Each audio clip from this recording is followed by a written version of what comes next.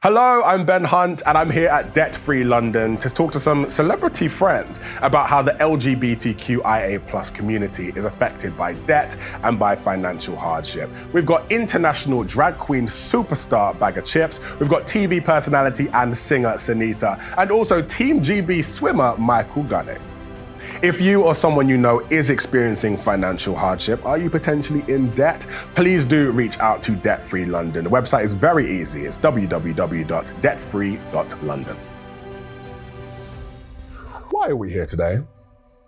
Well, debt doesn't discriminate, right? And across London, we know 1 in 9 people worry about their money or can't sleep at night. And particularly within our community, Experian have recently done some research and said 62% of the LGBTQIA+ community are discriminated against because of their sexual orientation. 62%? Absolutely. Wow. Which is really worrying. So we want to get the message out there. If you're worried about your finances, whether it's got to do with your gender identity or sexual orientation or not, but we're launching this free phone number, particularly for our community, where anyone can reach out and get that free confidential advice. 62% is a lot. It's worrying. Did that surprise you? It did. I wasn't aware of that before I saw that number, and that's why it made me want to bring this to the team, and we wanted to do something about it together. So this bespoke number for the community is there, and we're launching it today. So technically, for every 10 people that I know that are LGBTQIA+, at least 6 of them should have gone through some kind of debt issues. Tell me, Michael, what brings you here today? Yeah, so, I came out as gay in 2018, and I think I went through a lot of shame and almost embarrassment. I didn't really want to be gay, especially in sport. But I think sometimes having that community, having that safe space where you can go to, be yourself, and, debt's the same. I think sometimes you can be ashamed to be in debt. You can be ashamed to speak up about your money issues. And, this tackles it head on, and especially for the LGBT community, because, we know during Pride, we celebrate and we have that community. So to have that helpline, I think, it's just kind of that light at the end of the tunnel for the LGBTI community. Saving lives, potentially. All too often we receive lots of feedback from our clients, particularly on Trustpilot, and they come across and say, I was in so much debt, I just wanted to disappear, or I didn't know where to turn, and I didn't want to be here anymore. And it's really heartbreaking. And to think of it, if one phone call or one appointment with one of our advisors can turn that around and start to get people's lives back on track, it's all worthwhile. Most definitely. Bagger, what brings you here today? Well, like you said, 62%, that's just crazy. Mad. Discrimination, you know what I mean? It's discrimination of any sort, you know what I mean? I just want to help out and just bring it to light.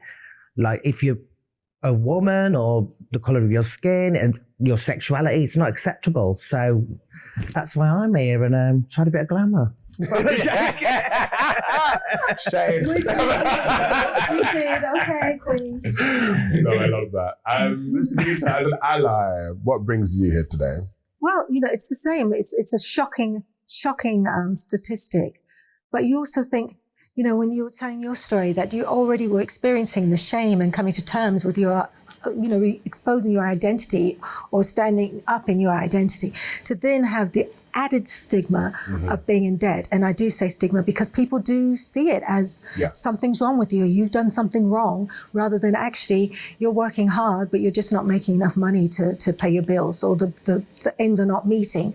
Yes. So, you can see suicide, that anxiety that I could imagine being in debt becoming a mental health issue. And I'm sure you're seeing that as well, aren't you? The idea that just because you're in debt doesn't necessarily mean that your problems are just confined to money. It will take over like the rest of your life. You'll be consumed by it. Totally. And all too often the clients that come to us can't sleep at night, and it has effects on their mental well-being. They're not speaking to their friends and family about it. Yeah. And debt is often, the symptom of a number of other reasons as well. It might be that you need help with your housing, or you might need help with your work, or identifying the benefits that you're entitled to for yourselves and your family. It's never done in isolation. What's really great about our service is that our advisors connect it up to lots of other community associations and networks to really kind of connect you in to get the best support available. Financial hardships within the community. 62% of the LGBTQIA+ community say that they've experienced financial hardship as a result of their gender identity or their sexuality. I mean, this really surprised me. It's scary that 6 in 10 of the people that I could potentially know will be going through this. And I've never spoken to my friends about debt or money, really. So I wonder, is it something that surprises you? Bagger, does it surprise you? No, because we live in a culture where you've got to have the newest shoes, the newest coat, the newest handbag. You got to look like, you go on Instagram and you show everyone you're living this bougie life. Yes. Even though, you know what I mean, you could have like 30 quid in your bank, you know what I mean? So nobody likes to talk about being in debt or having no money. So a lot of people, I know a lot that put on this persona that they're jet setting around the world, but they'll just be like sat on the jet, have the photo, then leave. You know what I mean? They won't be flying in it.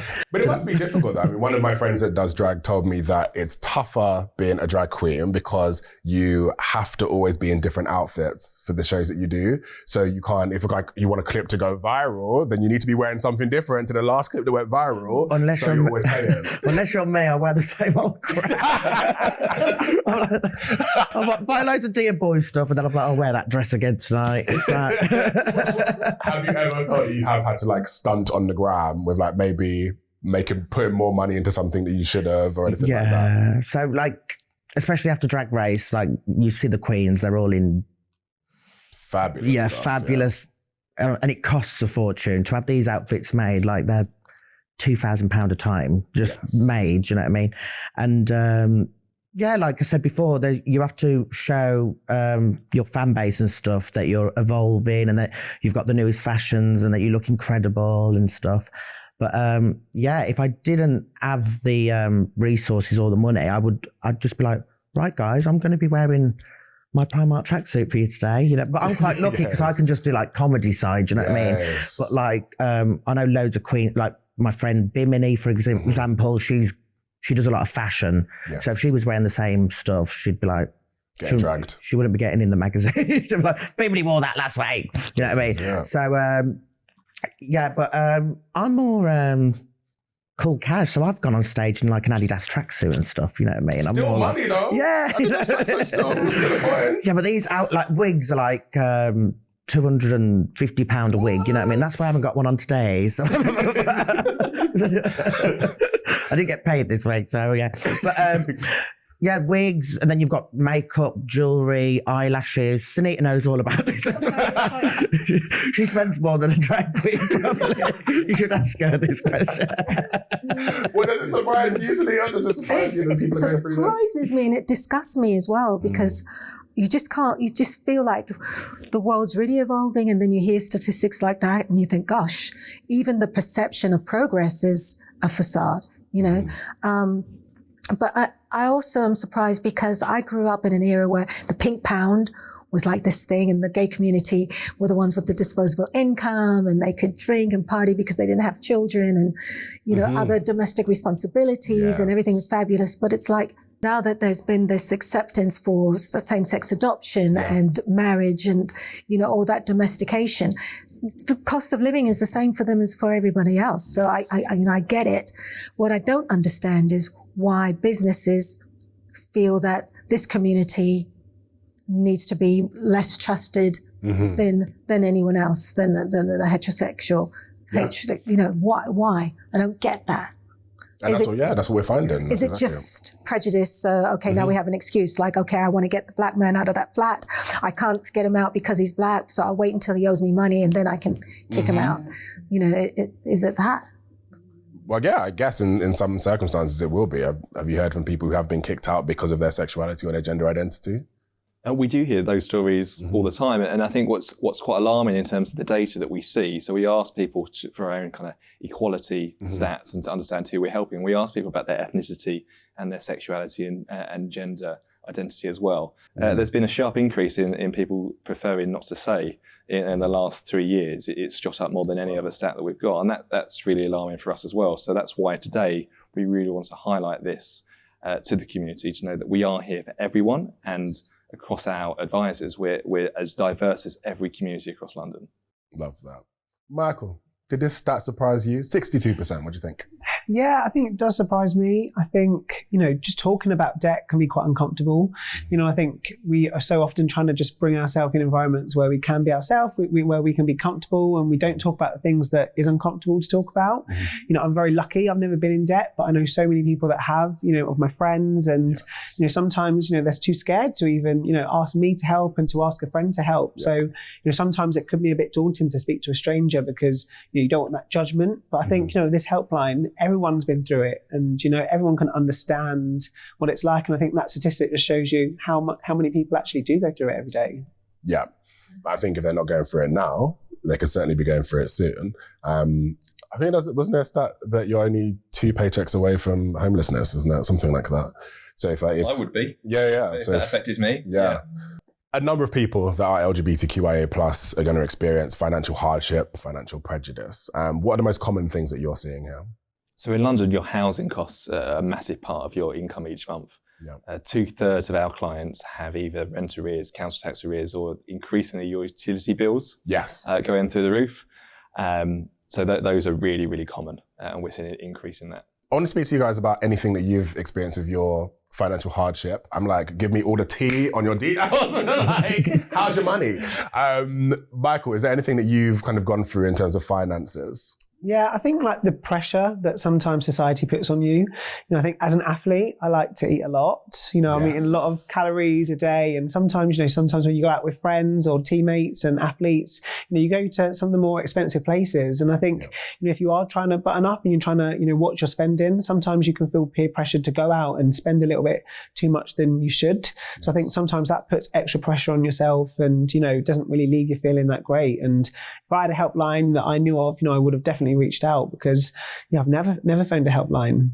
That's really interesting. So do you think there will be people living like celebrity lifestyles who maybe don't have the money in the bank to actually be living the celebrity lifestyle? Yeah, I think today's society, there is a lot of downward pressure, especially with social media. And, exactly what you said, making sure that you're looking good and you're portraying that best lifestyle. But, behind closed doors, you don't really know what's happening. So, I think it's all about connecting with the community. It's about saying that we're not alone in those thoughts and those deep feelings and, that there is that help to go to. Love that.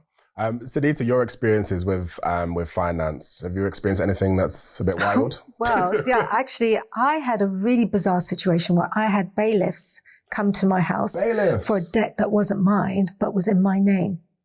Wow. And the man was very aggressive. Luckily, I have a porter, a tannoy service. So I'm talking to this man on the phone and he is aggressively demanding that I pay this bill. It was about £10,000. What? Or he was going to take my car. Oh, goodness. I was so upset. I was so getting kind of shocked, rattled. It was like early in the morning.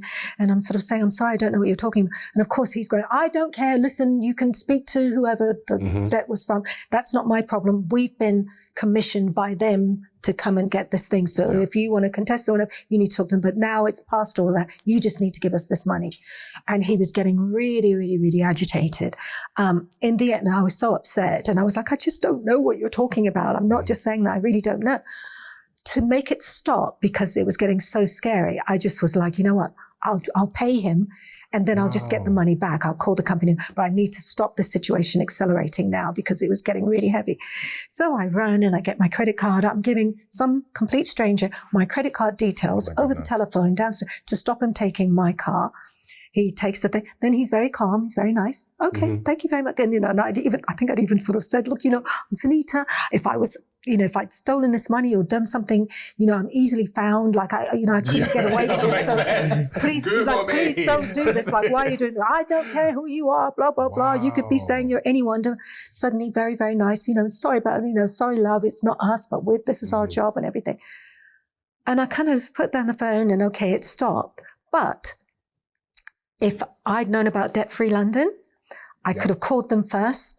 I could have realized that I don't need to give this man either the keys to my car or £10,000 because they're not the police. They don't have a warrant to demand to enter your property or take your things. I just could have gotten advice. They would have bought me some time to come, but I was so petrified that I just gave them. And then I'm thinking, wait a minute, I've now just given some complete stranger my credit card details. So then I have to call my bank, cancel my card, blah, blah, blah, because I don't know if he's who he said he was. And this whole thing kind of escalated. Yes, wow. But you just imagine how many people are in that situation. Maybe, and the point is not whether it was your debt or not, but sometimes you can get into trouble and these people will turn up and have demands and you can panic when you said you could save a life. What if I'd been, a young nursing mother or a stressed out mother new mother who hasn't slept for weeks, or in an abusive relationship, like something like that can tip you over the edge. Yes. So again, to be able to have somewhere where you can go and say, look, these people are here, help me. What can I do? What are my rights? Can you talk to them? Because they'll also even negotiate and talk to people on your behalf and all of that. And, I could have done with that. And this is like last year. And I'm sure this is something that a lot of people will experience. I mean, it's a very scary situation, isn't it, to have someone out on your front step just screaming at you to pay some money. I guess in that situation, you're lucky that you were able to give your details. Yeah, and what if you didn't? What if they really taken my car? Like, who knows? And I think in that situation, it's really important to highlight now, if there's someone knocking on your door, they do not have right of access to your property. Do not let them in. Tell them to go away while you seek free and impartial advice. Lots of clients that we support are victims and survivors of domestic and economic abuse. Yes.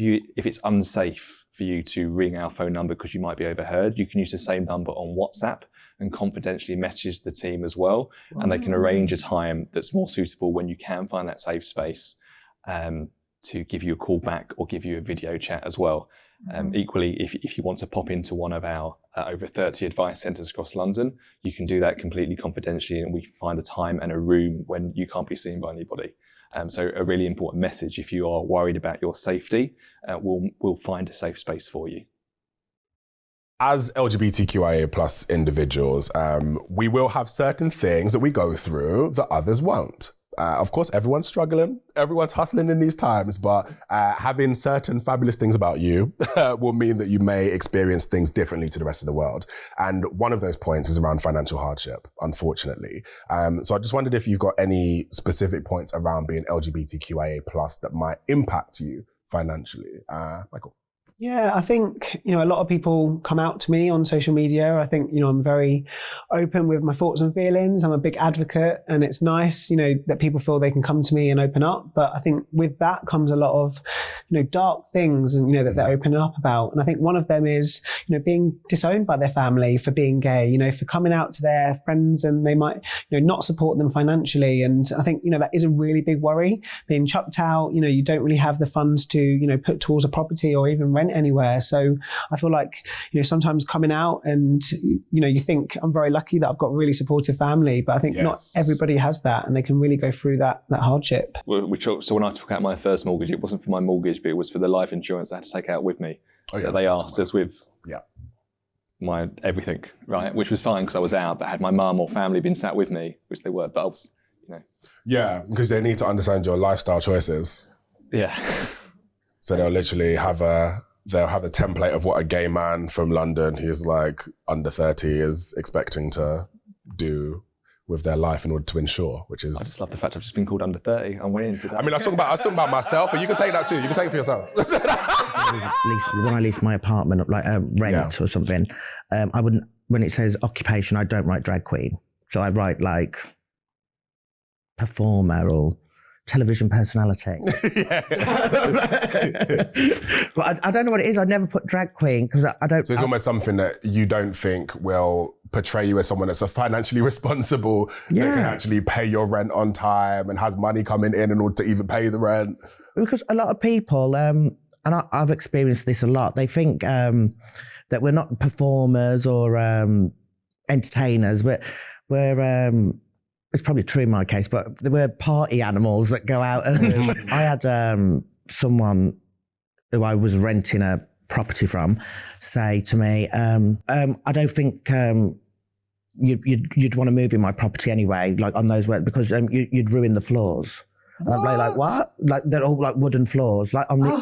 in your heels. Yeah, that's what he meant. He said, I said, I had to sign a contract saying if you damage the floor, then I've got to pay for it. But this was he just assumed that I walk around my house in heels. But you know what I mean? In real life, I'm on the sofa watching EastEnders, you know what I mean? But I'm sure this is something that probably a lot of LGBTQIA plus people will go through, because we do have a perception of being partiers, of being very social individuals. Maybe to turn up to that first chat with a landlord, we are looking fabulous. There's nothing wrong with that, but it may portray a certain thing. So maybe that's something that people then struggle with, is being able to even get into a property or getting a mortgage as someone that presents in a different way to what people are used to.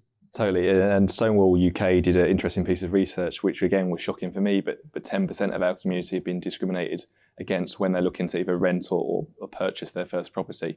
And what Bag has just said there resonates with a lot of people that filled in that questionnaire. And what kind of things are you seeing within the community? So we've seen our typical client age has been the same for about 15 years. It hasn't shifted at all. But during the pandemic, it immediately overnight shifted 6 years younger. Wow. Which tells us that younger people were disproportionately affected by the pandemic, working in kind of lower paid jobs, the first to lose their jobs or be furloughed. And that's really affected them. And what can people do if they don't have guarantors, if their family aren't supportive of their life and who they are, when they're going to rent places and they're being told that you need 6 months of this and you need all of these people to say you're great and you can pay your bills, what are they going to do? It's really confusing. And what makes it more confusing is London is made up of 32 boroughs and the rules depend where you're looking to live and can change, literally on one street from one borough to the next. Yeah.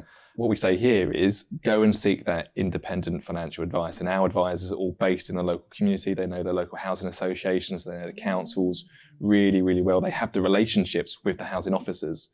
Our advice is always free and confidential. So if you are worried about this, reach out, drop us a WhatsApp, give us a video call, and we'll talk you through the process. Love that. Sunita, any thoughts around financial hardships that the community may face? Well, listening to everything, you just realize, even jobs themselves, when you said they're the first to be furloughed and let go, that you just think they're not being valued properly. Yeah. And I think partly, again, because they probably assume, well, these people don't have family, a heterosexual person with a family and children and all of these things will be considered more worthy of having the job or more needing of having that job or that income rather than the party boy. Yeah. Who's just going to squander it all on alcohol and partying anyway. So blah, blah, blah. And it's harsh, isn't it? If someone is going through this, if someone is going through financial hardship and they are LGBTQIA+, what should they do? Contact Debt Free London. In a nutshell. It's that easy. Literally. And when they contact you, what's happening then?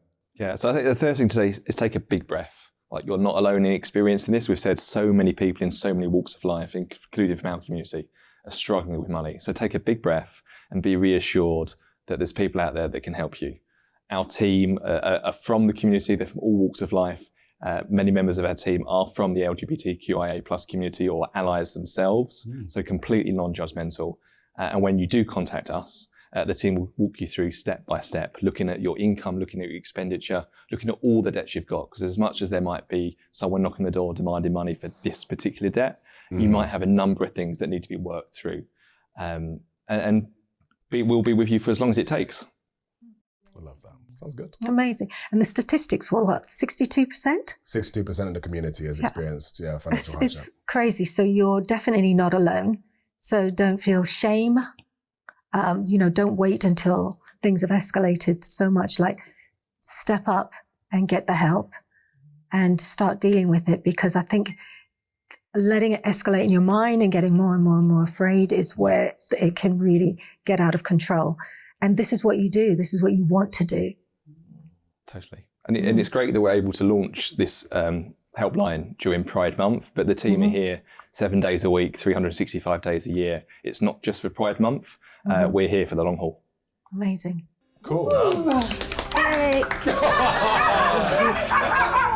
Yay, well done. She's saying well done, well done, well done. Thank you, Scarlett. High five. Yes.